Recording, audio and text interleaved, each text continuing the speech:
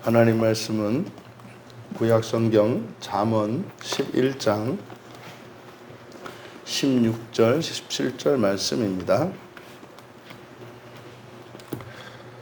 우리 같이 한 목소리로 함께 읽겠습니다. 유덕한 여자는 존영을 얻고 근면한 남자는 재물을 얻느니라. 인자한 자는 자기의 영혼을 이롭게 하고 잔인한 자는 자기의 몸을 해롭게 하느니라. 아멘. 은혜의 여자, 인자한 남자, 이렇게 설교 제목을 정했습니다. 은혜의 여자, 인자한 남자. 짧은 두 절입니다만 이것은 창세기 2장에서 나오는 거듭난 인생, 또 하나님의 사람의 창조 섭리와 그 재창조에 대한 그 섭리가 담겨 있는 구절이고, 또 우리가 수요일에 살펴보고 있는 에베소서 5장 22절에서 33절에 걸쳐 있는 부부에 대한 말씀이 이제 그리스도와 교회에 대하여 이렇게 빗대어서 설명되고 있는 구약의 가장 아주 뭐랄까요? 일치되는 본문이라고 볼 수가 있습니다. 16절과 17절 이제 한 절씩 살펴보면, 16절에 유덕한이라고 번역한 것은 적절한 번역이 아닙니다. 그래서 유덕한이라고 번역한 것은 히브리어 헨이기 때문에 이것은 우리가 은혜로 번역하는 단어입니다. 은혜. 그래서 유덕한 여자 이렇게 되어 있습니다만 이것을 은혜의 여자, 여기에는 굉장히 깊은 신학적 의미가 있습니다. 성경적인 의미도 있고, 그래서 여자라고 하는 이 표현은 예사로운 표현이 아니거든요.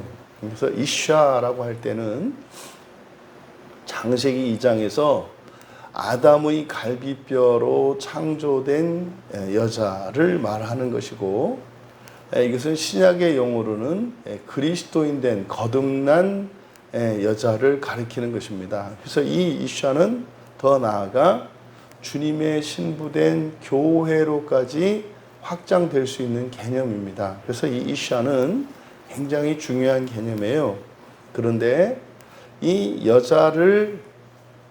여자의 특성을 수식어 헨으로 이제 수식하고 있습니다. 그러니까 은혜의 여자, 그러니까 이 여자, 거듭난 여자 이샤의 특성을 은혜로 설명하고 있는 겁니다. 그래서 은혜의 여자는 이렇게 됩니다. 은혜의 여자는 존영이라고 되어 있는데 카보드니까 그대로 영광으로 해석을 하면 됩니다. 그래서 은혜의 여자는 영광을 얻는다라기보다는 타마크는 자기가 선택하고 붙잡는 겁니다. 그래서 마치 돌잡이를 할 때 이 돌을 맞이한 아이 앞에다가 돌상을 차려놓고 여러 가지 물건들을 놓지 않습니까? 그때 돌잡이 할 때 아이가 붙잡는 것, 이게 타마크입니다. 그래서 은혜의 여자는 영광을 붙잡을 것이나 이렇게 되는 겁니다. 또 근면한 남자, 이거는 이제 매우 잘못된 번역입니다.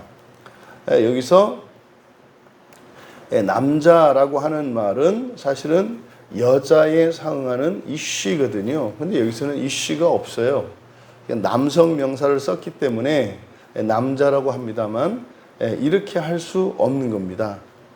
그래서 여기서 우선 근면한 남자, 그래서 이 근면한이라고 번역한 이 단어가 아리츠인데, 이 아리츠는 두려움을 주는, 공포감을 주는 이런 뜻입니다.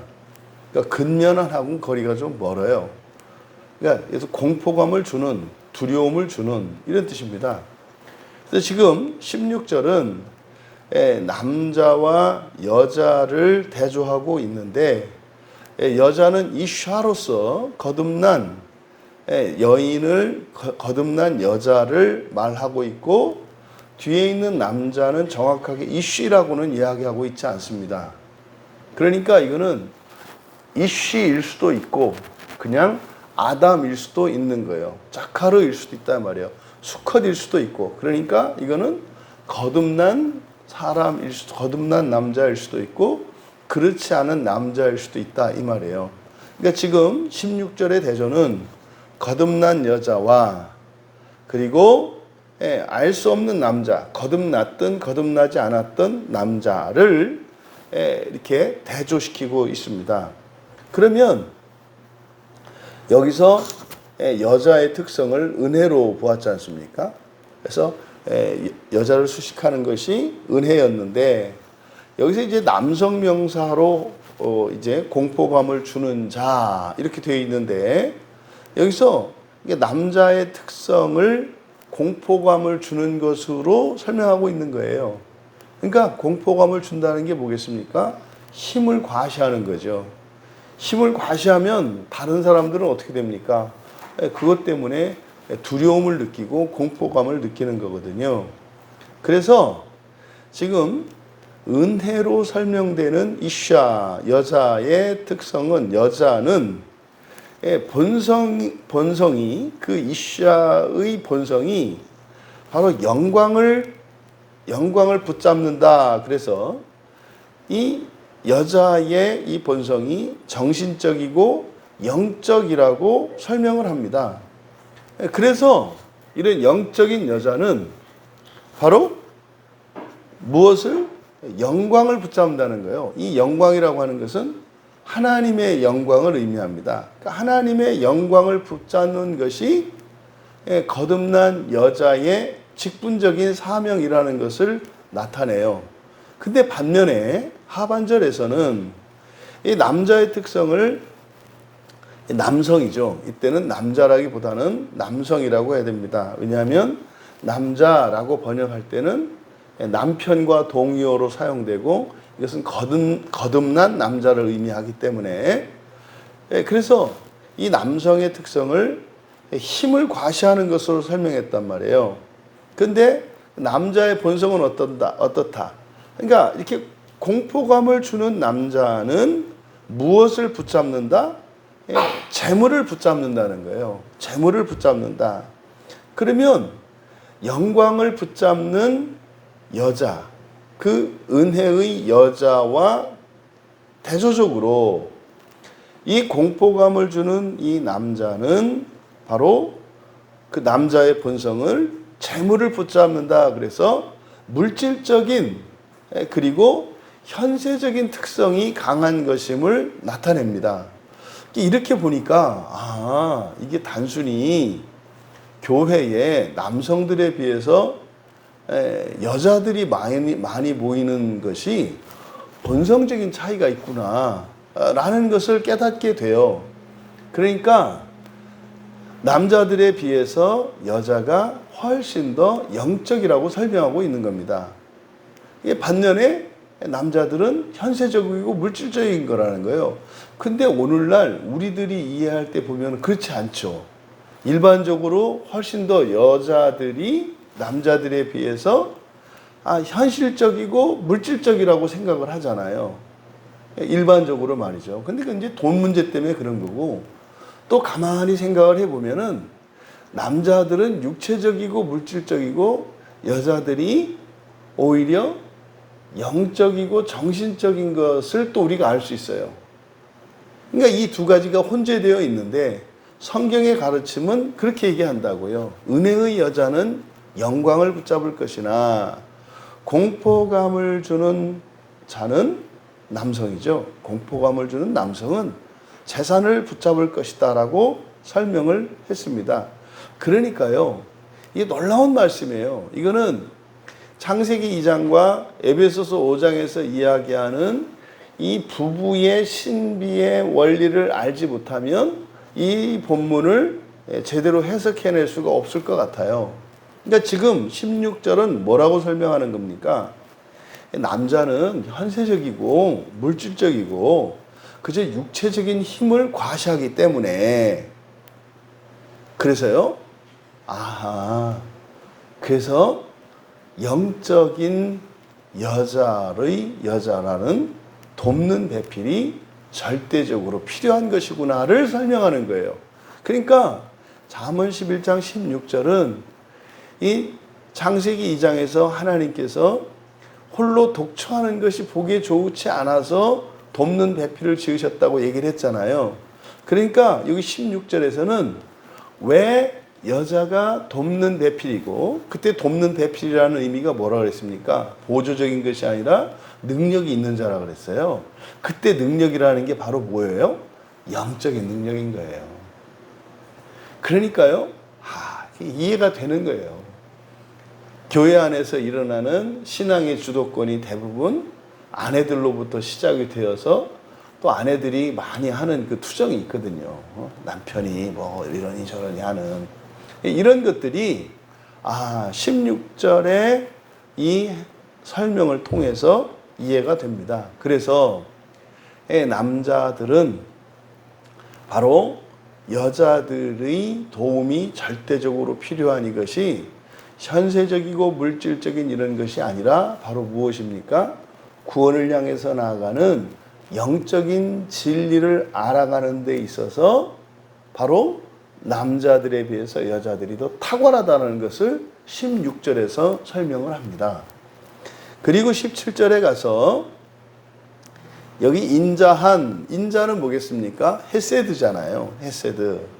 인자한 자는 자기의 영혼을 이롭게 하고 잔인한 자는 자기의 몸을 해롭게 한다. 이렇게 되어 있어요. 근데 여기서 인자한 자는 여기는 이제는 이슈입니다.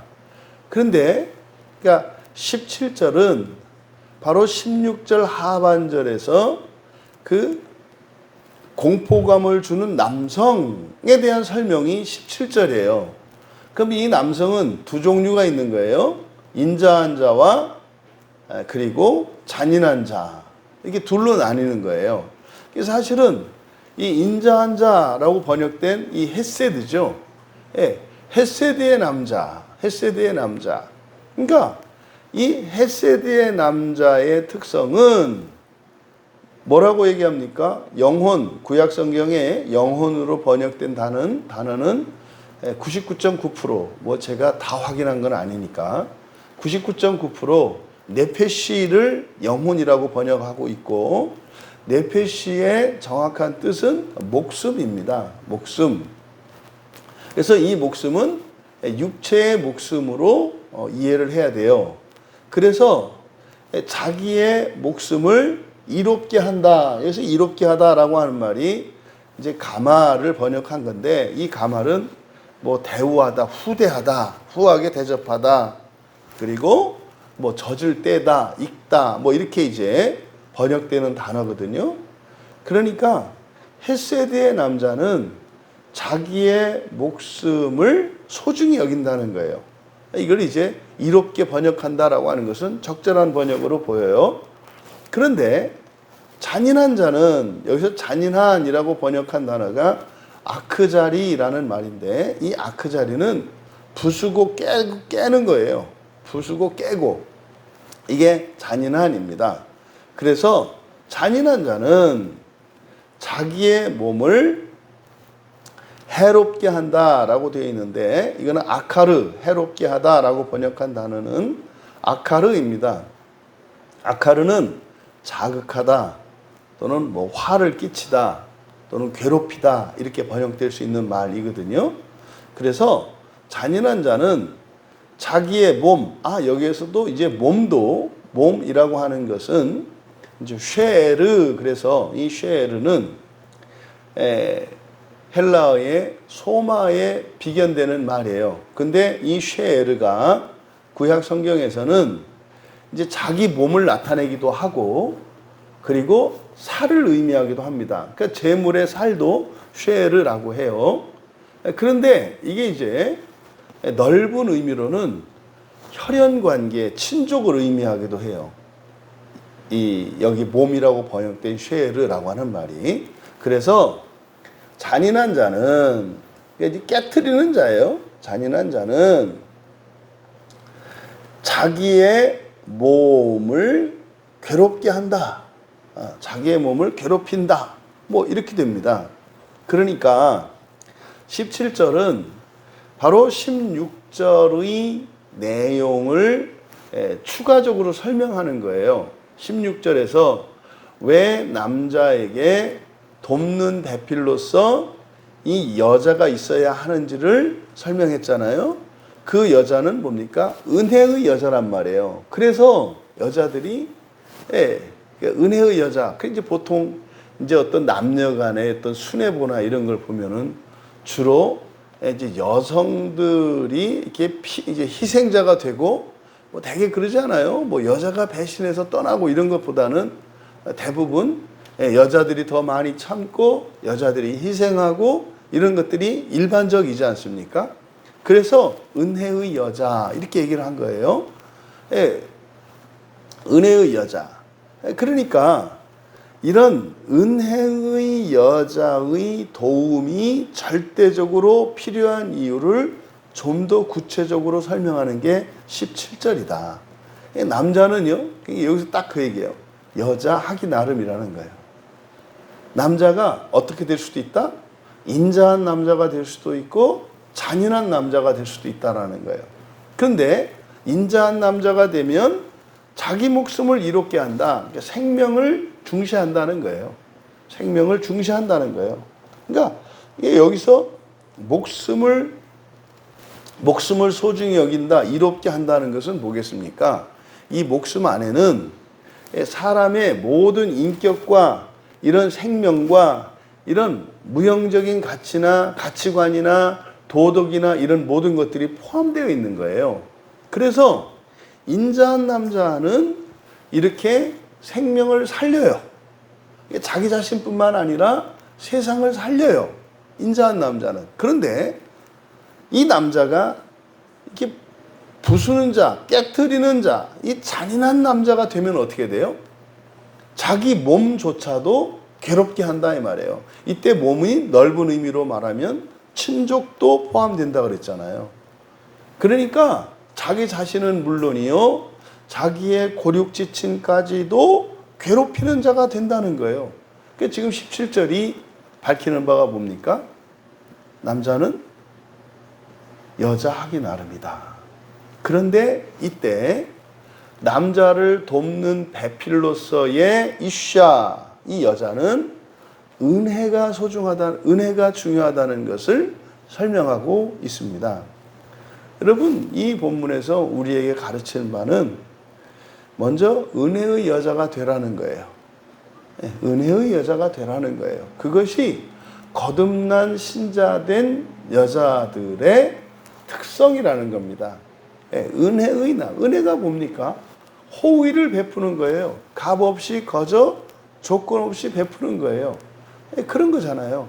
우리가 에베소서 5장에서도 살펴보았던 것처럼 실제로 아내들이 남편들에 비해서 사실은 모든 것을 희생하고 헌신하기를 더 잘한다고 그래요. 잘한다고요. 그래서 남성들에게 그걸 요구하죠, 성경에서. 여성들은 사랑을 받으면 하지 말라고 해도 그렇게 하니까. 또 반대로 여성들에게 요구하는 건 복종이었지 않습니까? 그러니까 지금 여기서 바로 은혜의 여자가 되라고 이 성경은 우리에게 말씀을 해요. 그리고 남자는 어떤 남자가 되라? 인자한 남자가, 헤세드의 남자가 되라 라고 이야기를 합니다. 그런데 헤세드의 남자가 되려면 누구의 도움이 필요하다? 바로 은혜의 여자의 도움이 절대적으로 필요하다는 거예요. 이때 은혜의 여자라고 하는 것은 존재론적으로 남자 여자를 할 때 아내가 되겠고 또 여자가 되겠습니다만, 이것은 또 하나 뭡니까? 교회에도 적용이 될 수 있다. 그래서 교회의 특성이 어떠해야 한다? 은혜의 교회가 되어야 한다는 거예요.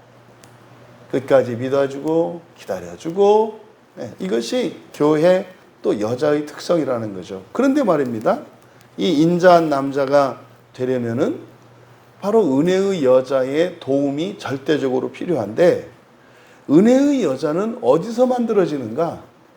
현실적인 남자의 헤세드에 의해서 만들어진다는 거예요.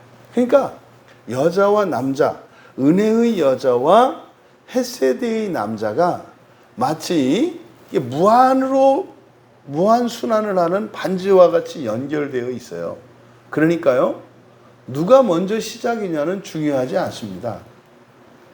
그러니까 은혜의 여자가 있다면 그 은혜의 여자로 인해서 그렇게 공포감을 주는, 자기 힘만 믿고 자기 힘을 과시하는 그런 남자도 바로 이제 인자한 헤세드의 남자가 될 수 있다는 거죠. 그런데 그 헤세드의 남자가 사실은 여자를 어떤 여자로 만들어요? 은혜의 여자로 만든다는 거예요. 이게 딱 에베소서 5장 22절에서 33절에 그 바울 사도가 가르쳤던 가르침이, 제가 정확하게 규명은 할 수 없겠습니다만은, 이 말씀이 잠언 11장 16절과 17절에 다리를 거쳐서 나온 해석이겠구나. 창세기 2장에서 그리고 잠언 11장 16절과 17절을 중간 다리로 해서 우리에게 주신 하나님의 말씀이 에베소서 5장 22절에서 33절의 말씀이겠구나 라고 유추를 해보게 됩니다. 여자의 은혜는 남자의 헤세드를 만들고, 남자의 헤세드는 여자의 은혜를 만든다고 이야기를 합니다. 만약에 이것이 어느 하나의 결핍이 있다면 이런 무한의 선순환 고리가 안 되는 거죠. 그러니까 이것은 저는 남자니까, 저는 저 자신에게 적용을 해야 하니까, 그래서 헤세드의 남자가 돼야 되겠구나. 헤세드의 남자가 뭡니까? 무한 신뢰예요. 그러니까 예수님께서 교회를 사랑하듯 자기를 주라고 하셨잖아요. 그러니까 그 헤세드의 남자, 그러니까 남편 된 이들은, 또 정말 거듭난 참된 신자된 남자들은 어떻게 해야 되는 거예요? 무한한 신뢰. 그리고요, 상대방이 깰지라도 그것이 깨어지지 않도록 언약을 수호하는 임무를 가지고 있는 게 남자라는 것. 그러면 그 헤세드는 아내들을 바로 은혜의 여자로 만든다는 것. 그러면 여성된 여러분은, 여자인 여러분들은 은혜의 여자가 되기로, 또 남자인 여러분들은 바로 헤세드의 남자가 되기로. 시작은 누구든 먼저 괜찮다. 누구든 먼저 괜찮다. 그래서 그것이 일단 시작이 되면, 그래서 한 바퀴만 돌아서 바로 은혜의 여자와 인자의 남자가 갖추어진다면 그것이 참된 그리스도인의 믿음의 가정이 될 것이고, 그런 가정들의 연합, 우리들이 가지고 있는 세 가지 비전이 바른 신자 되고, 바른 가정, 바른 기독교 가정 세우고, 바른 교회를 세우는 거 아닙니까? 오늘 말씀은 그거에 대한 답을 줍니다. 우리들이 정말 은혜의 여자가 되기를 결단하고, 또 헤세드의 남자가 되기로 결단하고, 그렇게 해서 열매 맺혀진다면 우리들이 바라보는 그 세 가지 비전이 확실하게 이루어질 수 있는 바로 그 답을 주는 본문이었습니다. 은혜의 여자 되시고 인자한 남자 되시기를 주님의 이름으로 축원합니다. 존귀하신 하나님, 하나님 말씀을 살필 때마다 저희들의 모든 필요를 채워주시고, 지혜도 주시고, 힘도 주시고, 능력도 주시는 것을 날마다 날마다 깨닫게 하시니 참으로 감사합니다.